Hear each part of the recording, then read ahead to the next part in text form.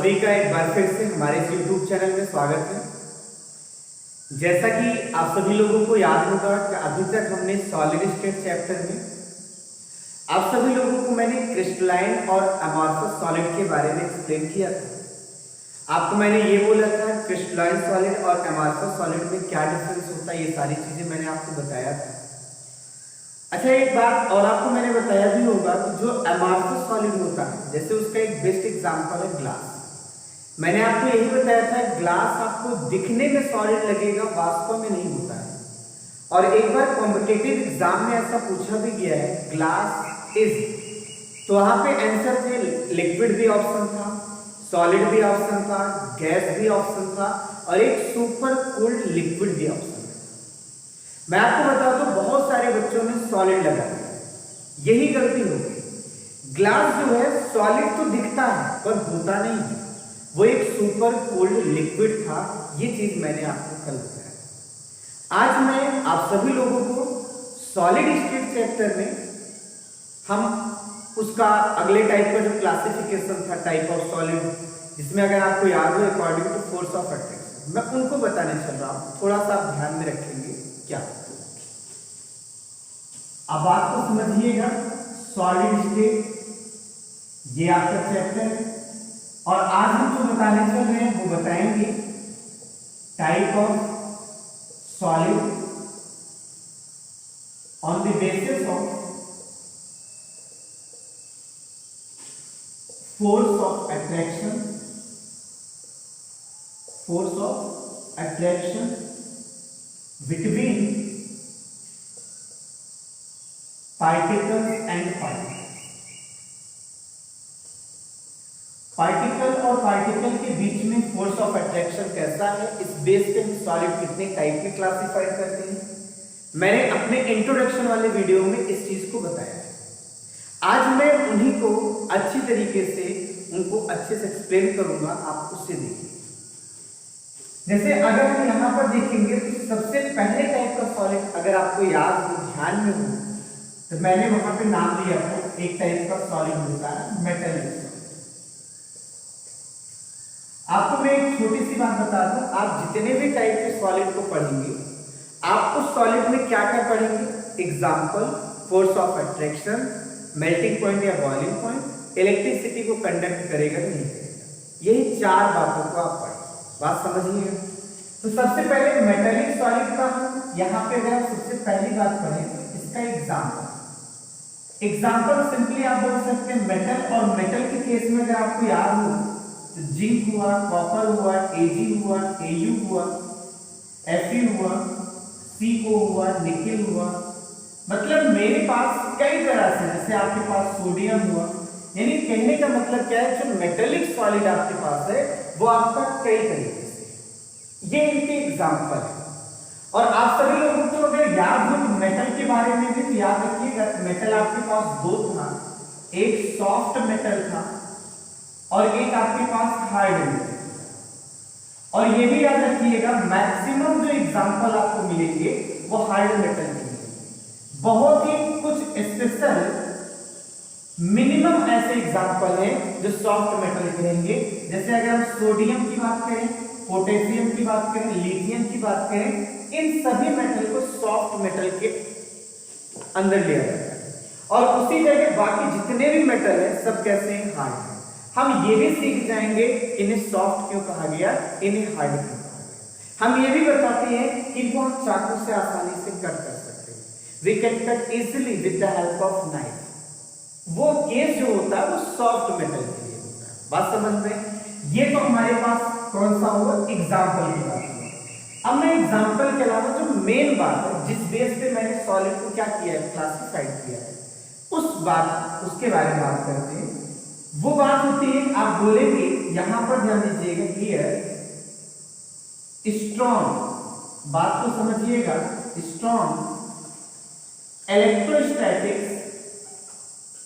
Force are present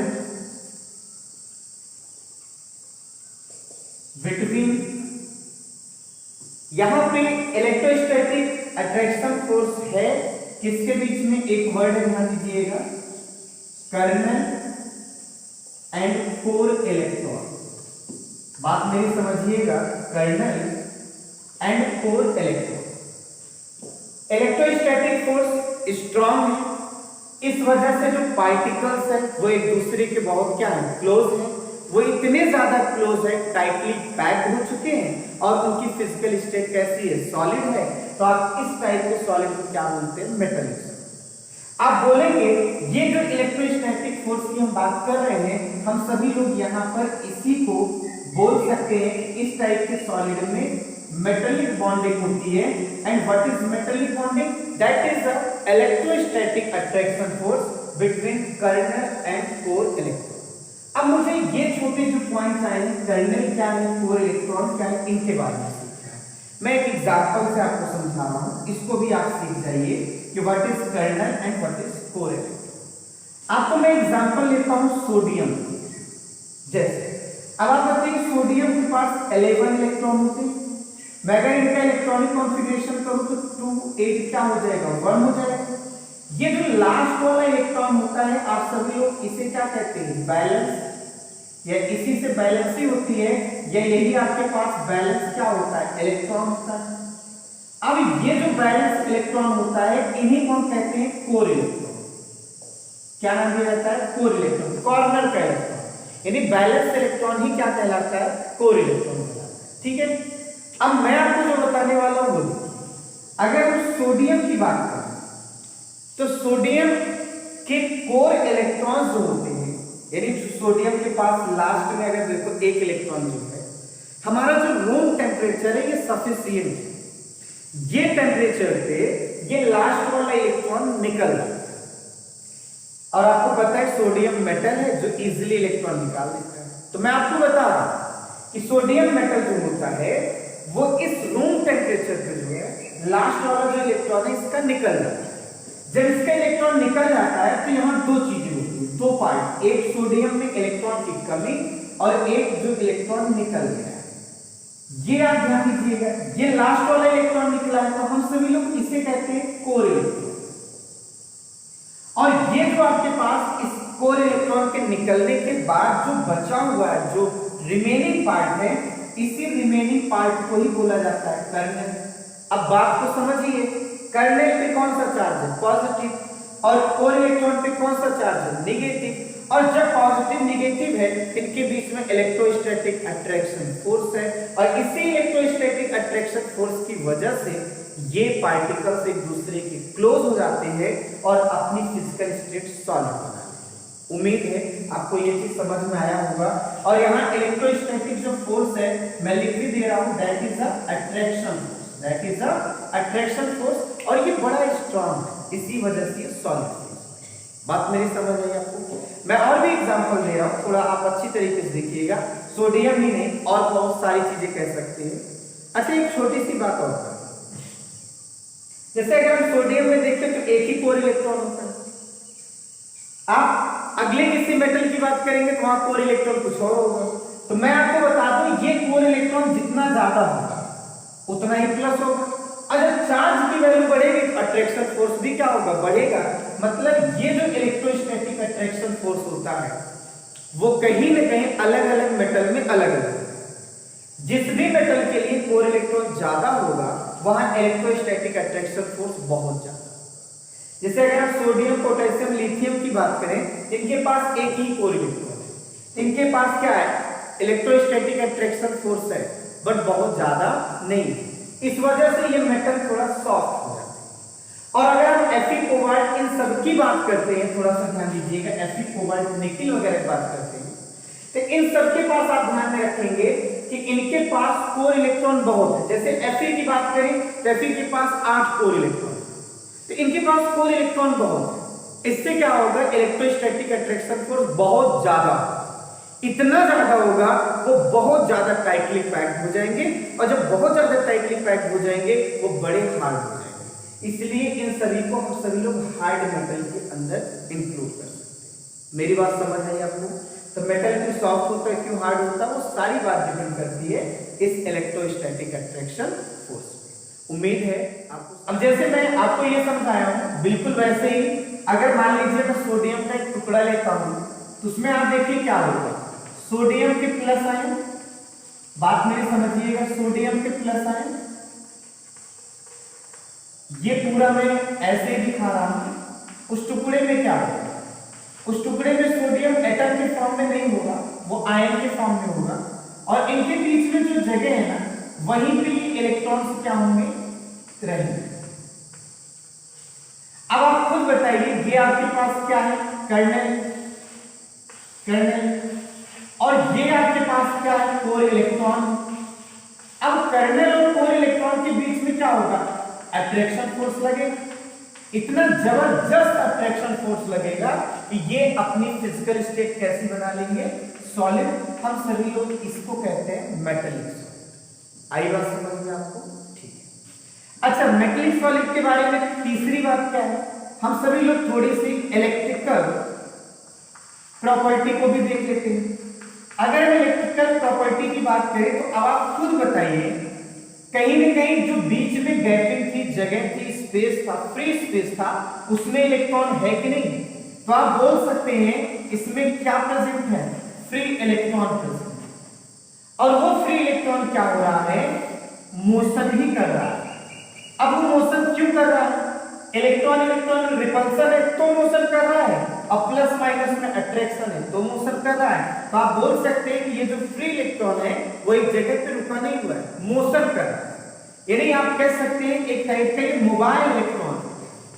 कैसा electron हो गया, मोबाइल इलेक्ट्रॉन हो गया। और मुझे पता है कि जिसमें मोबाइल इलेक्ट्रॉन होते हैं, they are good conductor for electricity, they are good conductor for electricity. मुझे उम्मीद है आप सभी लोगों को ये समझ में आया। जैसे मैंने आज सी की बात किया, वैसे एक पॉइंट के बारे में और मैं डिस्कस कर लेता हूं, और वो पॉइंट आपके पास होगा melting point and boiling point.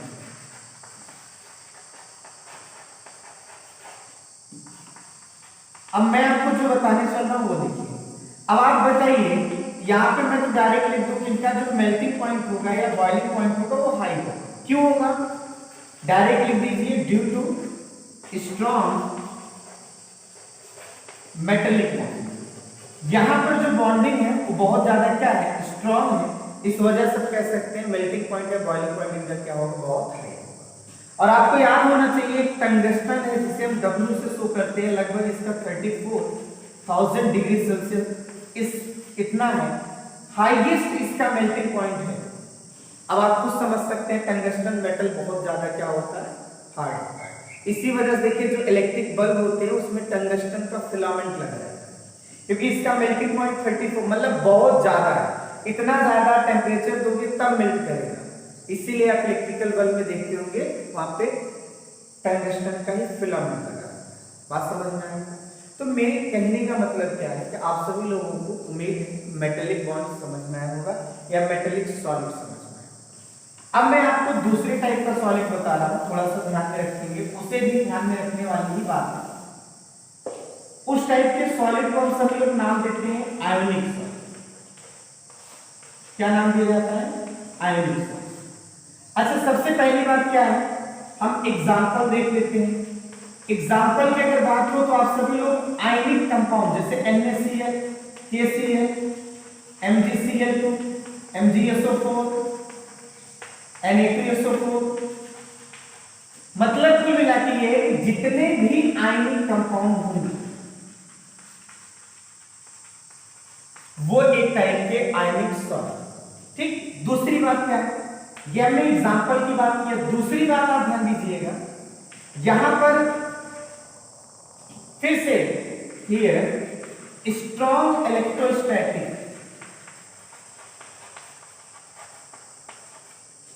Attraction force present between ions. और अगर हम आयंस की बात करें तो दो आयन होगा, एक केट आयन होगा और एक क्या होगा, एन आयन होगा। जैसे अगर हम आपसे यहां पे बात करें तो सोडियम प्लस है, तो आप याद रखिए इसके चारों तरफ 6Cl- जो है ऐसे ही घेरे रहेंगे इसको। और इतना ही नहीं, Cl माइनस के चारों तरफ 6 सोडियम प्लस आपके ऐसे घिरे रहेंगे, सराउंडेड होंगे। अब इससे एक फायदा क्या मिल रहा है? फायदा ये मिल रहा है कि भाई ये आपके पास जो आयन है इनके बीच में एक स्ट्रॉन्ग इलेक्ट्रोस्टैटिक अट्रैक्शन फोर्स क्या होगा, काम करेगा, और इस स्ट्रॉन्ग इलेक्ट्रोस्टैटिक अट्रैक्शन फोर्स की वजह से एक दूसरे के क्लोज हो जाएंगे, और जब एक दूसरे के क्लोज हो जाएंगे तो आप याद रखिएगा इनकी फिजिकल स्टेट कैसी बन जाएगी, सॉलिड। तो आप बोल सकते हैं कि ये आयनिक सॉलिड जो होते हैं इनमें स्ट्रॉन्ग इलेक्ट्रोस्टैटिक अट्रैक्शन फोर्स होता है between cation and anion, so they are present in solid form because they have maximum, they have large या स्ट्रॉन्ग इलेक्ट्रोस्टैटिक अट्रैक्शन फोर्स। अब इतना ज्यादा अट्रैक्शन फोर्स है एक दूसरे के क्लोज हो जाते हैं, ठीक है। अब मैं तीसरे पॉइंट को डिस्कस कर रहा हूं, उसे भी आप याद रखेंगे। अगर आपको याद हो तो थर्ड पॉइंट हमारे सबके पास क्या होता था, इलेक्ट्रिक कंडक्टिविटी या इलेक्ट्रिकल प्रॉपर्टी।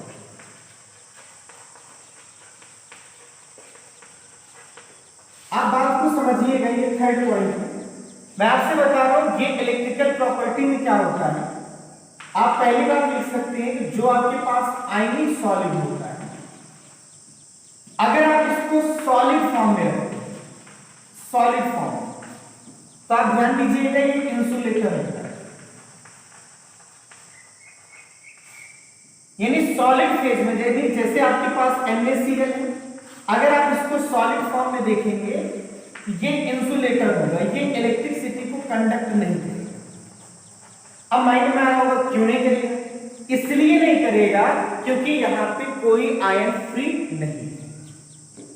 लिख भी सकते हैं because no ion are free, कोई भी आयन फ्री नहीं है। अगर कोई आयन फ्री नहीं है तो आप कह सकते हैं कि यहां करंट को सप्लाई नहीं किया जा सकता। पर ध्यान रखिए, ध्यान दीजिए, जब आप आयनिक सॉलिड को पानी में डाल देते हैं या उसका एक्वस फॉर्म ले लेते हैं, तो उस एक्वस फॉर्म में जितने भी आयन होते हैं वो सभी के सभी आयन्स क्या हो जाते हैं, फ्री हो जाते हैं। जैसे मैं NaCl की बात करूं तो NaCl सॉलिड फेज में कंडक्टिविटी शो नहीं करेगा, पर जब उसको हम पानी में डाल देंगे, वाटर में डाल देंगे, तो Na+ अलग हो जाएगा, Cl- अलग हो जाएगा। बहुत सारे Na+ होंगे, बहुत Cl- होंगे। अट्रैक्शन भी होगा, रिपल्सन भी होगा। अट्रैक्शन प्लस माइनस में होगा, रिपल्सन प्लस प्लस या माइनस माइनस में, जिससे ये आयन आपके फ्रीली क्या करेंगे, मूव करना चालू करेंगे, इनमें मूवमेंट आ जाएगा। और जब मूवमेंट आ जाएगा तो आप बोल सकते हैं now that they are good conductor for electricity. तो आपको क्या समझना है, यानी आयनिक जो सॉलिड आपका होता है, अगर आप सॉलिड फेज में इसको यूज करोगे वो इंसुलेटर, मतलब आप ये कह सकते हैं कि अगर इनको सॉलिड फॉर्म में देखें तो इनमें कोई आयन फ्री नहीं है, इस वजह से ये इंसुलेटर है। बट अगर आप इनको वाटर में डाल देते हैं, एक्वस फॉर्म में ले लेते हैं, तो आयंस फ्री हो जाते हैं, और आयंस जब फ्री हो जाते हैं तो वहां पे आप कहेंगे अट्रैक्शन या रिपल्सन के थ्रू ये आयंस मूव करेंगे, और जब आयंस मूव करेंगे तो आप बोलेंगे तो वहां करंट का सप्लाई किया जा सकता है। मैं आपको बता दूं एक सोडियम नहीं होगा, बहुत सारे सोडियम प्लस होंगे, बहुत सारे माइनस होंगे, और मैं बार बार समझा रहा हूं इनमें रिपल्सन होगा और आपस में इनमें क्या होगा, अट्रैक्शन होगा। रिपल्सन की वजह से दूर जाना, अट्रैक्शन की वजह से पास आना, मतलब एक जगह पे ना रहना, मतलब ये घूमना, फ्री मूव करना, यही तो करंट के लिए जरूरी होता है। बात मेरी समझ में? करंट के लिए चार्ज का होना जरूरी है, लेकिन उसके अलावा चार्ज का मूव करना अति आवश्यक है। अगर मूव नहीं करेगा तो भी सप्लाई नहीं होगी। इसलिए आप बोल सकते हैं कि आयनिक सॉलिड जो आपके पास होते हैं वो कहीं न कहीं एक्वस फॉर्म में कंडक्ट। बात मेरी समझ है? अच्छा, एक बात मैं और आपको समझा रहा हूं, चौथी आपको बात समझनी चाहिए, मेल्टिंग पॉइंट और बॉइलिंग पॉइंट। आप सभी लोगों को मैं एक बात बता दूं, ये आपके पास है मेल्टिंग पॉइंट, बॉइलिंग पॉइंट। आप यहां भी बोलेंगे इनका मेल्टिंग पॉइंट, बॉइलिंग पॉइंट दोनों क्या होगा, ज्यादा हाई इसलिए होगा होगा क्योंकि आप बोल सकते हैं due to strong electrostatic attraction force, बहुत ज्यादा इलेक्ट्रोस्टैटिक अट्रैक्शन फोर्स है, इस वजह से ये आपके मेल्टिंग पॉइंट और बॉइलिंग पॉइंट इनका क्या होगा, ज्यादा। मैं आशा करता हूं आप सभी लोगों को ये समझ में आया होगा मेटेलिक सॉलिड क्या है और आयनिक सॉलिड क्या है।